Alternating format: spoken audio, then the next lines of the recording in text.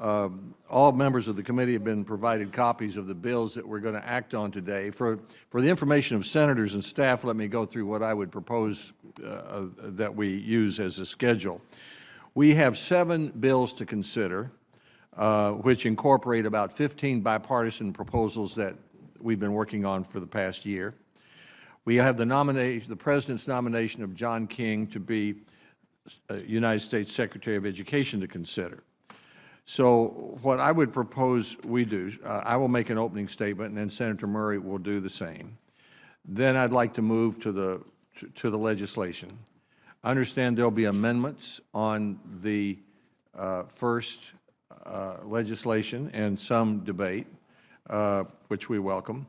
Following that debate, unless there are other amendments to the remainder of the bills, which I understand there may not be, I would propose that we vote on all 7 of the bills and on the nomination of John King, and then I will stay as long as anybody wants to talk about and debate the bills. Each sponsor would introduce his or her own bill, but we could save most of the debate on the bills that we have basically unanimous agreement on for later. So that's what I would propose to do. We'll see if that works. We have a vote at noon, so we need to keep that in mind on the Senate floor.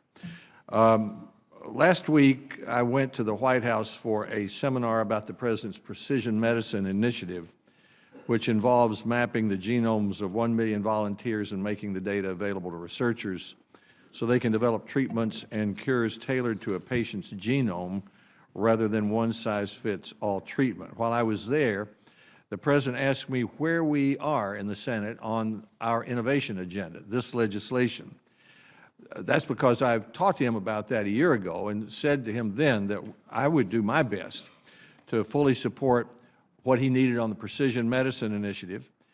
And I told him last week, same thing about the Vice President's Cancer Moonshot Initiative. Here's what I mean by our innovation agenda in the House. One way to talk about it would be that it's a companion to the effort by the House of Representatives, which they passed last year, they call 21st Century Cures. We're in the middle of considering as many as 50 bipartisan proposals that we've been working on for more than a year.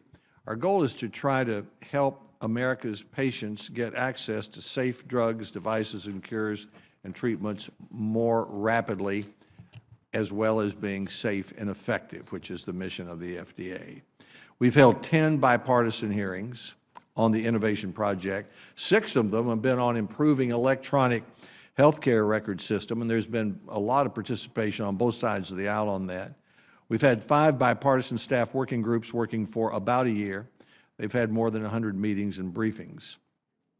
Last month, at our markup of the first set of proposals from all this work, we considered 7 bipartisan bills containing about 15 bipartisan proposals, and each one passed with unanimous support.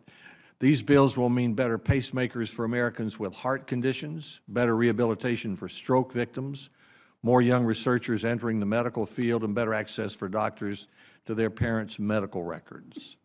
And if you're the parent of a child suffering from a rare disease like cystic fibrosis, the bill from Senators Bennett, Warren, Burr, and Hatch increases the chances that researchers will find a treatment or cure for your disease. So that was the work of the committee last month.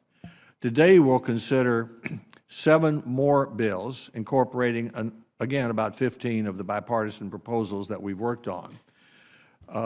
Casey, Isaacson, Brown, and Kirk have a bill to encourage companies to create drugs to treat or cure rare diseases in children. Burr, Bennett, Hatch, Donnelly, breakthrough devices through the FDA review process more quickly, a lot like the legislation that Senators Burr and Bennett introduced for drugs in 2012. A bill from Senators Bennett and Hatch will make sure that uncertainty regarding the definition of medical devices, which dates all the way back to 1976, doesn't deter innovation for such innovations as Fitbits or watches that help people keep up with their health. A bill from Burr, Casey, Isaacson, and Roberts will spur the development of the treatments to save the lives of victims of bioterror.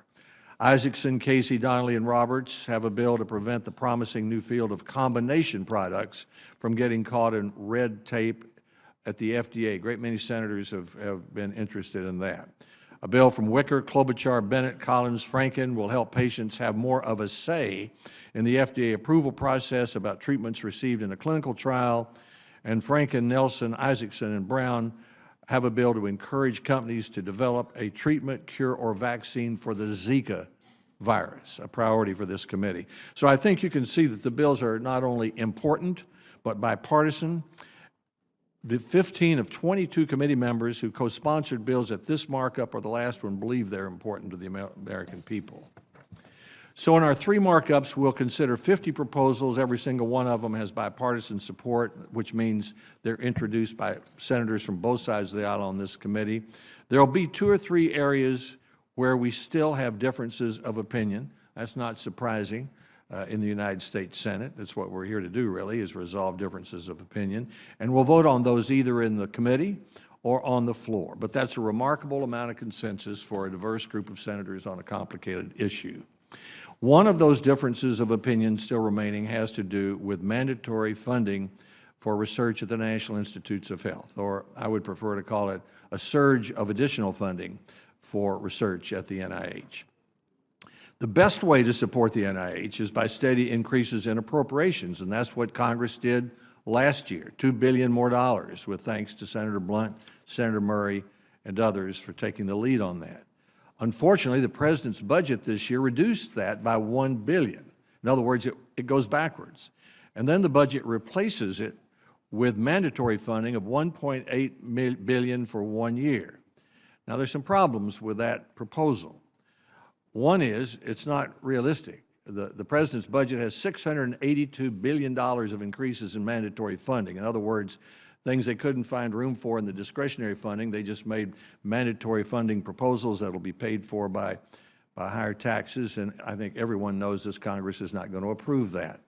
A more responsible proposal would have been to reduce mandatory funding by $682 billion, because mandatory funding is squeezing out the discretionary funding that we depend on every year for such things as the National Institute of Health or FDA. I mean, an alarming figure is that over the next 10 years, according to the Congressional Budget Office, if we do nothing about it, is that the discretionary budget will go from 32% of the whole budget to 22% of the entire budget. And this year, for the first time, the Congressional Budget Office projects that federal spending for major health programs will represent the largest fraction, more than 60%, of the proposed growth in mandatory spending, even more than the growth in Social Security. My own view is mandatory funding should not be a substitute for discretionary funding. As Senator Blunt pointed out at our appropriations hearing last week on the budget for HHS, mandatory funding was used to replace the traditional discretionary spending for community health centers in the National Health Service Corps. Then the discretionary funding started to dry up. Now, we have different approaches toward this. Democratic members have proposed spending $50 billion over the next 10 years, and I suspect we'll hear about that today. I've suggested a different approach, what I would call an innovation projects fund, that surge of funding for high-priority initiatives at the National Institutes of Health. These would include precision medicine launch, the Cancer Moonshot, the Brain Initiative, big BioThink awards, and a Young Investigator Corps. But these would be in addition to discretionary funding, not a replacement for them. These projects would have a beginning and an end. They might help us bring up our discretionary funding more rapidly. Because of our budget deficit, we'd need to fund that new surge in mandatory funding by reducing existing mandatory funding. We can discuss these different ideas in committee, but everything we've done in committee has had bipartisan support, and we don't have a bipartisan consensus on how to move ahead with mandatory funding. Now, the House did move ahead with mandatory funding, but the House committee had within its jurisdiction enough pay-fors to pay for the $9 billion they approved. We do not. The Finance Committee in the Senate has much of the jurisdiction that the House Energy and Commerce Committee has. And second, all of the pay-fors that the House identified for its mandatory funding were stolen in the omnibus discussion, so they have zero way to pay for it so far. So we'll have to work hard together to find a way to have a surge in mandatory funding for the National Institutes of Health, but I'm willing to try to do that. We developed some trust and confidence working on the education bill by working together and reserving some especially difficult issues for the floor, and I hope we can have that same attitude here today. So here's my pledge. I pledge to work with Senator Murray and other members of the committee to try to achieve a bipartisan consensus that will arrive on the floor at the same time as this innovation package does. I know that the innovation package is not likely to get 60 votes unless we have some sort of bipartisan way to have a surge of funding, mandatory funding, for the National Institutes of Health. By bipartisan, I don't mean unanimous, but I mean sufficiently bipartisan to make sure that we can achieve 60 votes and have a consensus in the Senate. Last year, the law everybody wanted fixed was called No Child Left Behind, and we did it despite many different opinions and political attitudes. I give Senator Murray and the Democratic members of this committee, as well as the Republican members, much credit for the way they conducted themselves in this. I said at the time that if all we wanted to do was announce our differences, we could preach on the street corner or get a radio program. But we're United States Senators, and our job is to get a result. So we worked together, held some members to the floor, and achieved what the President called a Christmas miracle. And it affected lots of people, 50 million children in 100,000 schools. It was the most important bill passed by the Congress last year, I believe. This year, the most important opportunity that everybody wants to take advantage of is this remarkable scientific opportunity in biomedical research.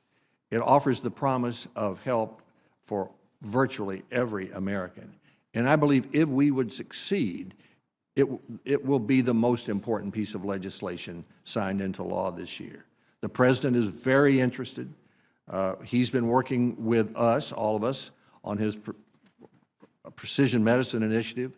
We have already approved support for electronic medical records, which are essential to the precision medicine. It won't work unless we improve electronic medical records. We have in our legislation fixes on privacy, on flexibility for partnerships like Google and Vanderbilt University, on sharing data.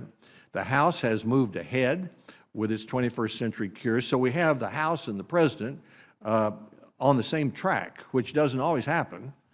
And so it's up to us to catch up and join the effort. So we reached the point after working for a year, and I would respectfully ask the members of the committee to please keep in mind the word result. Virtually every American could be helped by what we do. The President and the House are pretty well lined up. We're on a very good track. We need to come to an agreement. And I would close with this. I do not know of another way this year to get support for the President's precision medicine initiative, or support for the cancer moonshot, or a surge of mandatory funding for the National Institutes of Health unless we act on this bill. All those things I mentioned have to be authorized. We're the train that's most likely to get to the station, and if we don't succeed, we'll lose those opportunities. I don't think any of us want to do that, and I look forward to our coming to an agreement.